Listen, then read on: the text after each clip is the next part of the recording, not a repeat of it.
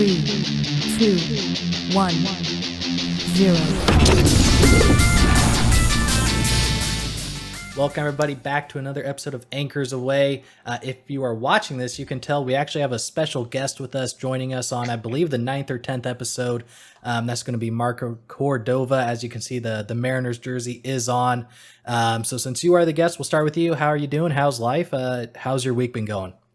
Shoot, I'm good, man. Good. I mean, coming off a huge Sounders win last night. Yes. Oh, shoot, that was amazing. That's huge for you or soccer here in the U.S. I'm super hyped about that. Oh yeah. I mean, we'll talk about that. I'm sure the Mariners coming out. I mean, everything's great. Life's good. Sports are kicking in. I mean, they had CenturyLink CenturyLink. Popping yesterday. I mean, 70,000. Lumen Field. Oh, Lumen Field. My bad. Lumen Field. Shoot. Yeah, we could have called it Seahawks Stadium. Let's Seahawks just go all the way back. Yeah. For real. Awesome. Yeah. Awesome. Glad to hear it. And yeah, absolutely. You know, Sounders get the big W last night. We'll talk about that here just in a second. And then the Mariners, we'll get into them as well because things, started off real hot at 1.11-6. We now have a losing record. So we'll get into that as well. Kevin, Dad, I saw you a little bit earlier this week, but anything new? How are you doing? Doing great. Of course, here in Louisville, it's all about the Derby right now. Yep. So we're hoping the rain stays away Saturday for the actual Kentucky Derby, but it looks like it's going to be a little wet for the Oaks. So Yeah. the Phillies are going to get wet. So, but it's fun. It's definitely Derby time. So That it is. I know a lot of people on Facebook that we know, like through the gym and stuff. They're all at the Derby. They're betting on horses. They're doing the whole thing, big hats, and it not my thing, but it does look like fun. So with that said, we do have a question as always, and both of you are free to answer this one as it might be a little bit tougher. It's one that, it's a little quiz. I guess 3 of the names and I got all of them wrong till I got the right answer. So the question of today is, who was the first Sounder to win MLS Comeback Player of the Year? was it Zakawani? No. Oh, Freddie Montero. No. He Comeback led the Sounders. Jordan Morris? No, I thought it too, but it's not Morris. Led the Sounders in goals scored during the 2012 MLS season, getting 14 total. It's not Rosales, is it? No. Dempsey? Nope. Comeback player. Yep, he was the first one to ever win the award. Huh. It's actually the second time this player won Comeback Player of the Year award, previously winning in 2007 with Kansas City. Ooh. 14 goals. 2012. Was he a starter? I believe so. Okay. Shoot, you got me. Oh. Oh. Was it Chad? I'll give you one more guess. He played 1 year with Seattle. Okay. Oh, well, that kind of. Oh, wow. I'll give up. Drawing a blank, man. Eddie Johnson. No kidding, man. Wow. Eddie Johnson. That's a name. Yep, he 14 goals on the season, finished 6th in the league's Golden Boot race, and then for his performance, he won a Comeback Player of the Year. Yeah, I forgot about that guy. Well, 1 year wonder. Yeah. Yeah, kind of. Yeah. But let's keep it in that same ballpark there. Obviously Sounders question, and obviously the Sounders pick up a huge W last night to win the CONCACAF Champions. Big time. I'd just like to hear kind of both of your opinions. I did watch the highlights, didn't get a chance to watch the game, but it looked like a good one. So what are your thoughts, both of you? Oh, yeah, I watched the whole match. Thanks a lot, Seattle, for starting late enough. It's still midnight. Woohoo! Bring in the next day. But worth it all the way. I will. In the last episode, I did call Seattle winning 3-1. Yep. I forgot how good Stephen Fry was. I shouldn't have given them the 1 goal. I should have just known he was going to be the backstop back there. Nothing was getting by that guy. But Mexico, I said they were going to come out. It was going to be chippy. Yep, it was chippy. I think a little bit close to almost being dirty play by Mexico. I mean, they had 4-1 on fouls on us, and I mean they were just nailing us. I mean, taking out Nuhu and then João Paulo. I mean, but hey, what's Brian Schmetzer got? Next guy up, and I was amazed. Those guys looked so good. That second goal was like butter. I mean, was like, oh my God, that's like how you draw it up on the game. And it's like, hey, I'm just going to play FIFA 2022 here. And we're just going to play that match over and over, Yeah. It was great. But yeah, I do think way to show up, Seattle fans. That was a rocking place. You could feel it on TV all the way out here in Louisville. It was a big effing game, and it was awesome. Awesome. Marco, did you get a chance to watch it? What man, we were watching all day last night. I mean, what a game. I mean, honestly, like you said, we can start wherever. You start with Stephen Fry making some key saves. Just unbelievable saves. That man was ready to play. Oh God. Early adversity, losing João Paulo and Nuhu and Paulo. I won't lie, when we lost Nuhu, I was like, shoot, that's gonna sting. But next man up, we got Kellen Rowe. When we lost Paulo, I lost a little bit of faith. I won't lie. I was like, shoot, that's our guy. That's but I mean, like you said, Vargas comes in. Hey, 16-year-old, let me go play for real. And I mean, it just gelled, and it was a beautiful sport. I mean, it was awesome, and it great. I mean, we're in the FIFA World Cup for Club Cup.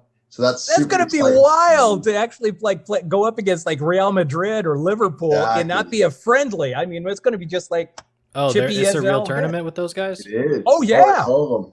Oh wow. Oh yeah. And I think it's. I mean, they're well deserved. I mean, you name me another MLS team that's as decorated as the Sounders right now. Who else has won the MLS champ, the US, or the Open Cup, the Supporter Shield, and the CONCACAF? I mean, no one's more deserved. No one's else got the CONCACAF. So. Exactly.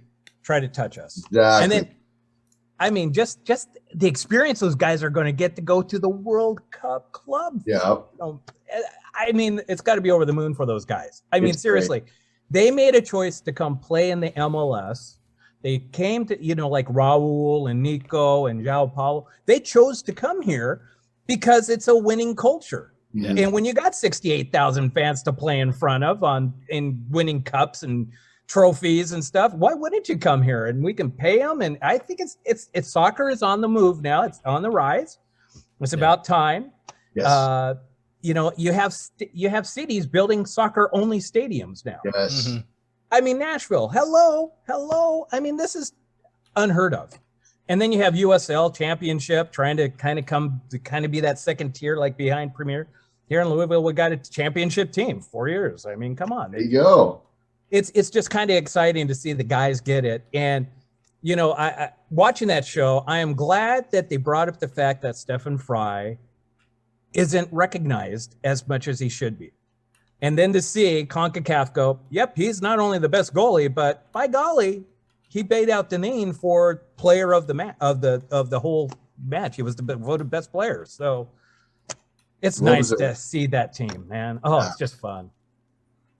Yeah, I mean, I think kind of even a couple episodes ago when Ruidíaz did come back from the injury, I believe, and how close he was. And then he obviously in this match got 2 goals not right away, but, really kind of got the first one, which was great. And, I watched the highlights again, didn't watch the match, like I said, but and then that second goal was really ended up being the real dagger. And then Ladero, that nice little pass from Morris over across the top of the box. So just beautiful by all those guys. And then, Stephen Fry he's going to the right and then all of a sudden throws his left hand up and blocks that. Like, just overall really great play from, the team in general. And it'll be interesting seeing him go against the big teams like, Liverpool and Real. And I guess the last winner was Chelsea won this year. Chelsea. Yep. Bayern Munich won 2021. Liverpool. Like, that's going to be a very cool experience for those guys. And then obviously it'll just bring more and more, awareness to the sport, while they're doing this. So, and I mean, the cool thing too, and one thing to think about, I mean, you're talking those big Premier Leagues, you're talking about those Spanish leagues, but there was a Mexican league that got up to the final not too long ago that played against. That's right. for the final. So I mean, it's possible. Anything's possible. Exactly. Yep. Ah. Oh, it's been fun though. But yeah, it was fun wearing my Sounders attire today around town, and people looking at me going, "Hey, give me the thumbs up!" Like, sweet. I mean, everybody could get behind the Sounders on this one because it was like, "Hey, it's about time," Somebody beat the Mexicans at their own sport. Heck yeah! Except then the World Cup, then we'll go back to our place in the ladder there. We'll remember who's actually better at soccer once that comes up. But oh yeah, it'll be like, oh, okay, we still got a ways to go. Yeah, but overall really cool for them, and coming off a huge championship, the other Seattle team got a big loss to Houston and lost 3 series in a row now, being the good old Seattle Mariners. Last 10 games, 3-10 or 3-7. Like I said before we really started, I think they were at 11-6 at one point. I believe they're 12-13 now. 12-13. Yep. I mean, should we prepare ourselves for the Mariners having the April hype that they do every year, and then slowly but surely we start losing and it just continues to get worse and worse? I think the next couple of weeks are going to be really telling. I mean, we got a bunch of playoff teams either coming to town or going to them. We got Tampa Bay coming up this for the games here. We got Philly coming to town. Then we're going to New York Mets, playing Toronto, and at Boston. So it's going to be rough. It's going to be a rough couple of games. I think we're going to see what they're made of. I mean, if we can go 500, I would be ecstatic. They're all playoff teams, right? We just sent Brash down today, which I can't blame Scott for doing that. Not sure who's taking his spot there. We just got to get some bats. Kirby! Not on the 40 man. I know, but they'll have to make it. We got to get some bats, man. I mean, I don't know what's going on. Hey, talking of bats, Kyle Lewis on the mend. 464-foot homer in Tacoma. First at bat. Boom.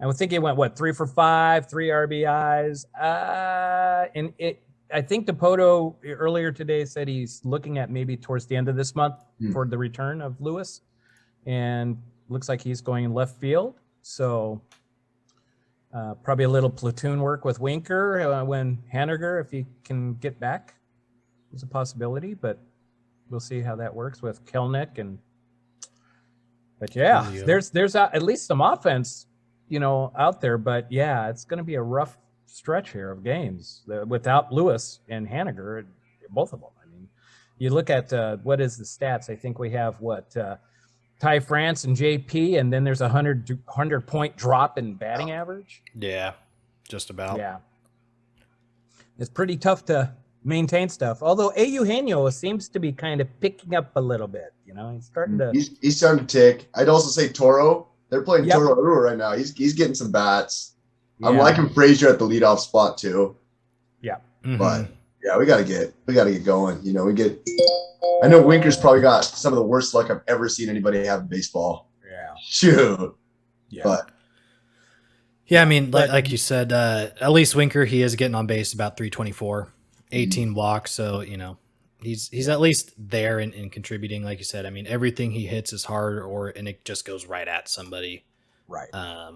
But I mean, I'm kind of curious. Let's talk about the pitching. You said Brash just got sent down today, which, like you said, it kind of makes sense. Like, I don't really have a quarrel with that or anything, but really, who's going to be the 5th guy? I mean, they'd have, if they want to do Kirby, they'd have to figure out who leaves the 40 man and does who do we replace getting Kirby on there? And there's definitely some guys. And I'm just kind of looking right now, like there's definitely pitchers where, we can put them on waivers if they get picked up, fine, and let's get Kirby added. But what do you think the move is? Do you think we go free agent route? Like we mentioned a couple when Marco got hurt, not this Marco, but Marco Gonzalez. We had looked at free agents there. There was some Chris Archer. There was a number of guys, and that could be potential back end rotation guys. But if you, for both of you, if you were DePoto in service, would you rather do the free agent route or try and stay in-house and call somebody up?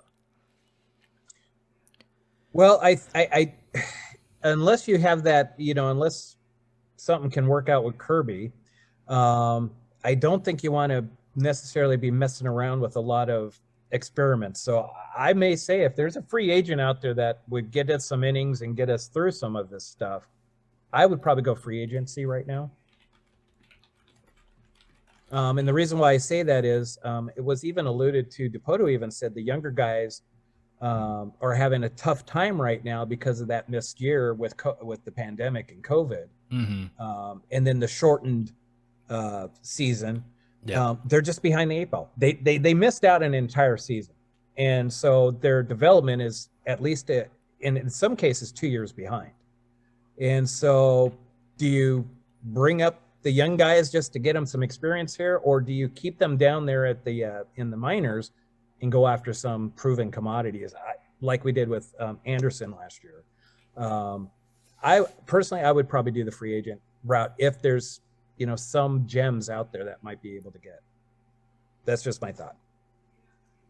I think hindsight's 2020, but I mean, I think the biggest move that the Mariners or Dipoto could have done, not just Dipoto, right, but everybody, the whole organization. I think they should have kept Anderson, man. I think they rushed. I do too. I think they rushed Brash. I think the Dodgers got Anderson for like $8 million. I mean, for a 5-spotter, he was pitching lights out for us towards the end of the year. I think we rushed Brash into it, into being that 5th starter. But I mean, that's hindsight, right? Yeah. I don't know. I'd like to go see. Let's see what Sheffield's got before we go test a free agent. I mean, the guy's got starting experience. Put him out there for 2 or 3 starts, see what he can do for us. I mean, I know he's down there in Tacoma right now, but you got him. You got Roenis Elias still. I mean, I don't know if I would touch Kirby or any of those young guys just yet. Again, like you said, with the experience, and you don't want to experiment. I mean, you don't want to throw them up there. Next thing you know, they're getting smacked all over the place. Confidence goes down. It's just downhill spiral from there. So, I think, and it's still super early. I mean, we're in May. Yeah. Right. So, still got at least 100 games to go. Maybe. Right. Exactly. Yeah. Right. Yeah, I definitely think the move isn't to get Kirby up. I mean, the big thing at the beginning of the year was, Kirby had about 67 innings total in professional baseball. Brash was at 90 something, and that's ultimately probably why he got the call. But, I don't hate the idea of doing a Sheffield or Elias. I mean, Elias, we kind of know what we have with him. I wouldn't expect too much there. Sheffield, I would be open to doing an experiment again, put him out in a starting role for a couple games.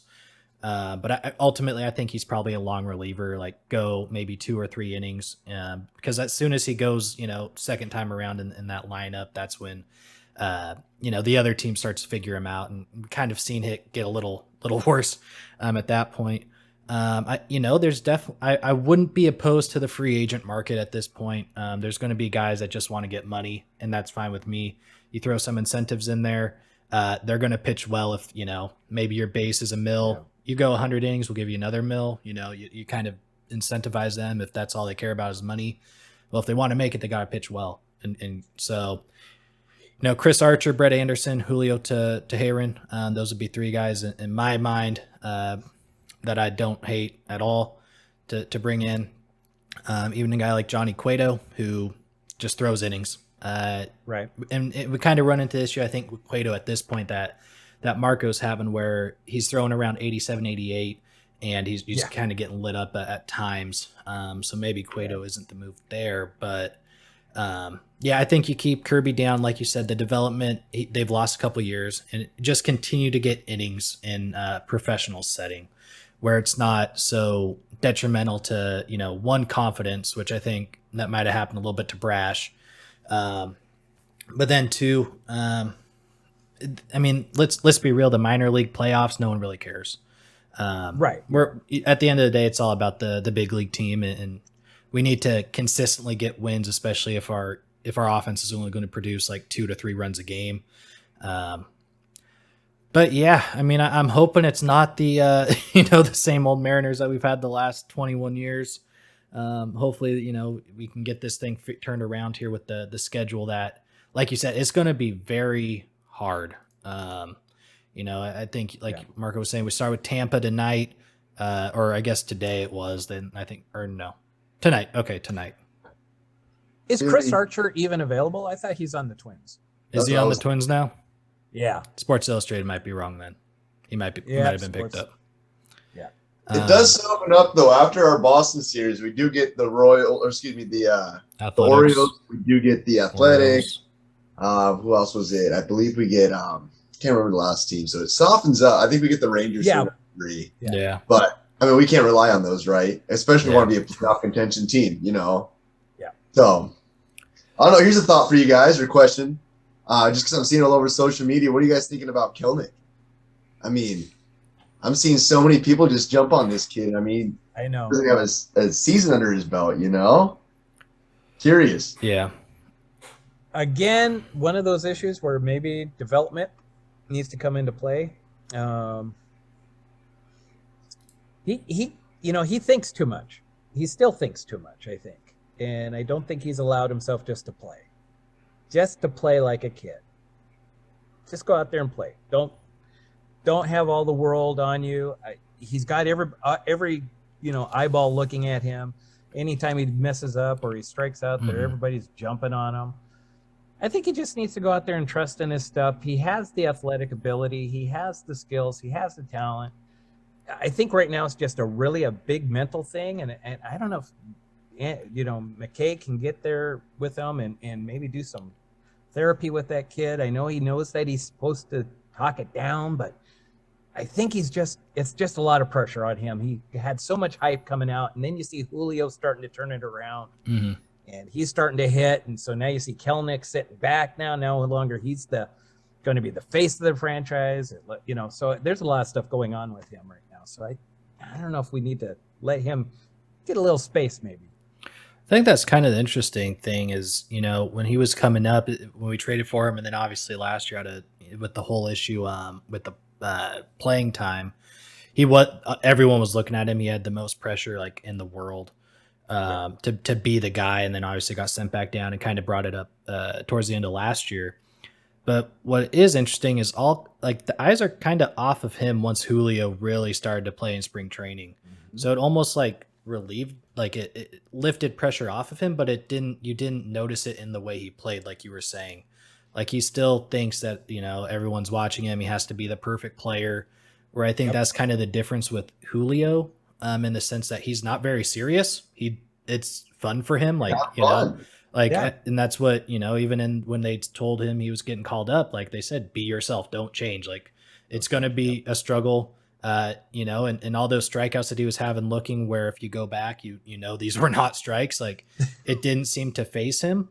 Nope. Where I think that is the difference with Kelnick. I think though, if he was to get that exact same first month with those strikeouts called, I don't know he would be able to continue to bounce back, which we've seen from Julio, who's now up to 230. So, I mean, that's the difference for me. I think it's all mental because, like you said, his physical attributes are there. He's fast. He can hit for power. He can hit line drives. I mean, his arm is, I would say, above average. It's probably a plus arm. But I think for him, it's all mental. And unfortunately, in baseball, that's something you can't do is just let things come back and kind of haunt you. Yeah. So I don't really know what the move is. I think right now, if, let's say Kyle Lewis comes back, he returns to that 2020 form where he's 265, 30 home runs. Yeah. I think Kelnick would be the guy to get moved down, but I also don't want to mess with his brain any more than it might already be at. So I don't know. I mean, at this point, Julio is probably safe in my eyes because he is turning it around. He's making good contact. Mm-hmm. He's seeing the ball well. 9 stolen bases. I mean, doing everything he's you 5 want. tools. He's playing great center field defense from everything I've seen. All the highlight catches to the routine stuff. I think he's safe. I think Winker is probably safe as well. And again, you're not going to send that guy to Tacoma. So yeah, it's tough. I don't know what to do. I don't know what to do with Kelnick, but I don't think he'll be here much longer if he continues the way he does. DePoto has said there's moves coming. So, Brash was just the first of many that it sounds like. So yeah, we got to get some offense. Yeah, it'll definitely be interesting what they do with him. And then what does Haniger do when he comes back? I mean, that would be the next question that I would have is, I mean, he's only played 9 games. Like how healthy is he really? Yeah, I don't know. Kelnick's that the whole outfield is such a conundrum to me right now. Because if everyone's healthy, Yeah. then it's like, really, what do you do? Right.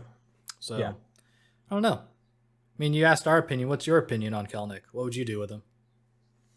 Dude, man, I don't know. I mean, I think I keep letting him play, to be honest with you. Get over the rut. I mean, you're going to have to get through this one way or another. Oh, yeah. Get over the Yeah. rut.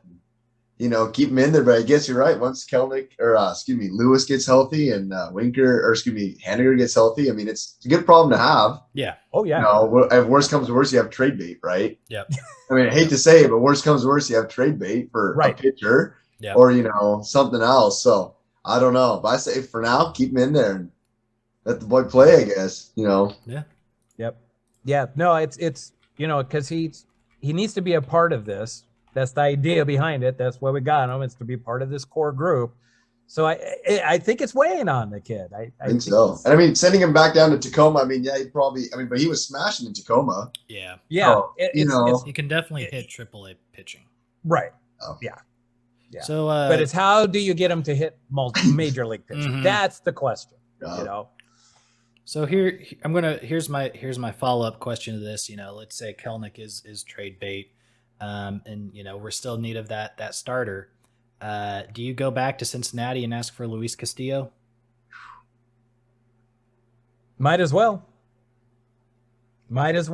Shoot, Cincinnati right now is a team that's just selling everything. They're offloading. Yeah. Oh my goodness. Shoot. Yeah. I would get him.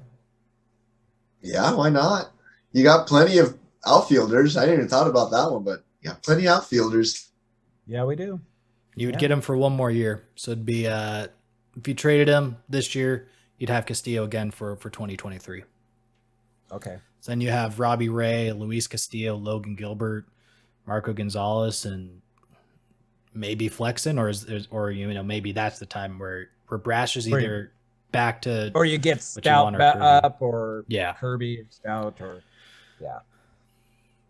I mean, I would expect at the trade deadline Castillo will be on the block, especially with the way the Reds are playing. Yeah, I believe they're 3-22, 3-21. Yeah, they're not good. Not good at all. No, they fire sailed that place. Oh man. Well, let's let's go to something a little bit happier for some people in Denver. Not so much for the folks in Seattle, but I know the Broncos are kind of at least maybe your second team there. When you heard Russell Wilson was getting traded initially, we didn't know the team. Did you even think Denver would be able to get him? Man, I did. For the longest time, I did. I thought Denver was always going to pull the trigger. They were going to do the same thing they did with Peyton Manning. Yeah. I didn't know how much they were going to give up, but I was super excited for that. I was excited for both of them. Russell Wilson wanted out. I mean, let's be honest. Russell Wilson wanted money. He was done. It was awkward. So it was time when I started hearing rumors, started reading rumors, like, no, the Broncos are going to pick this guy up. I'm excited to see what's going to happen. I think he's going into kind of the same situation. You got some good receivers over in Denver. Probably a little bit better of a line right now. I would agree. Seattle had. I do think the Hawks do have something with Drew Lock. I think Vic Fangio was not a good coach for Drew Lock. I don't think they got the full potential out of him. I really do think that's fair. I do think the Hawks will. I don't think that's why they drafted a quarterback. So I think they do have something there with Lock. So that's my 2 cents there. Oh, right. Okay. Fair enough. I mean, so I'll ask kind of your opinion on both teams here, post draft. Seattle obviously got Charles Cross with Denver's pick. And I guess for Denver, their first round pick was Russell Wilson. So, I'll take it. Yeah. So from both ends, you feel at least good, as a Hawk and a Bronco, like I'm fine with that trade as of right now anyway. I mean, I think so. I mean, hopefully, in Cross, you're seeing maybe like another, 10-year starter, right? Just a cornerstone, just building off of that guy, so gosh, hopefully there. And I mean, again, you got Russell Wilson for it. So we'll see how that goes. I mean, he is older, but you got a quarterback. That's what, that's always been the same thing with the Denvers. You always needed that quarterback. They're always quarterback away. So I think Broncos would technically, I guess they would win the draft or get a good draft grade. If Russell Wilson could deliver a Super Bowl here in the next, I'd give it about maybe 3-4 years. I think that's the timeline I would see. Fair enough. If follow up to that, do you think who's the best team in the AFC West? So I mean that's the issue I have with Russ is he just left the best division in football to go to the best division now in football. So I mean the hope is to obviously get the Super Bowl, but you're playing Mahomes twice a year, you're playing Justin Herbert twice a year, and now you're playing Derek Carr with Devontae Adams twice a year. Realistically, no, definitely, it's a war. That's a nasty division. I'm super excited. That's primetime games. Doesn't matter who you line up with. That's primetime games. That's super exciting. Then I guess the other thing to follow that up, the big thing was the offensive line was so bad he was getting sacked all the time. Well, now you got Chris Jones on the Chiefs, Khalil Mack on the Chargers, Nick Bosa, Max Crosby, and Chandler Smith. He couldn't escape Chandler Smith. Chandler Smith followed him to the AFC West.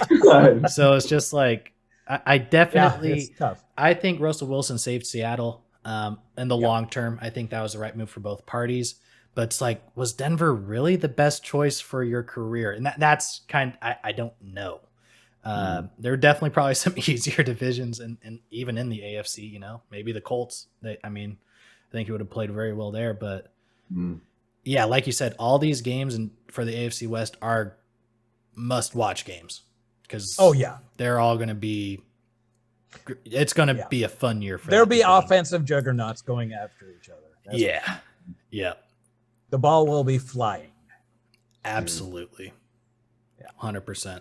Now I'm thinking when you say best team right now in the AFC West, as much as it pains, you got to give it to the Chiefs. As much as a Broncos fan, until they got to give it to the Chiefs. Topple. Yeah. No. Yeah. He's got the best quarterback in that division, I think, in my opinion. I don't know about their running game. They never had that strong running game, and they got rid of Tyreek Hill, but I like their Sky Moore pick a lot. That guy is he's good. Yeah. Very good. Yeah.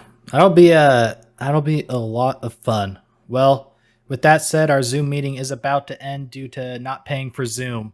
But that is about, the normal runtime that we do anyway. Yeah. So Marco, first off, thank you for coming. We really appreciate getting another person to hear their perspective on all of the Seattle sports and everything. And anytime you want to come back, just let us know and we'll get you on here. Sure. But with that said, thank you everybody for tuning in. We, of course, are on Apple Podcasts, Spotify, Anchor.fm, and of course, the video episodes are on YouTube as well with clips. So if you don't want to watch the whole episode, just click a clip and you'll see what we're talking about. So thank you everybody for watching and tuning in. And this has been another episode of Anchors Away. Go Mariners.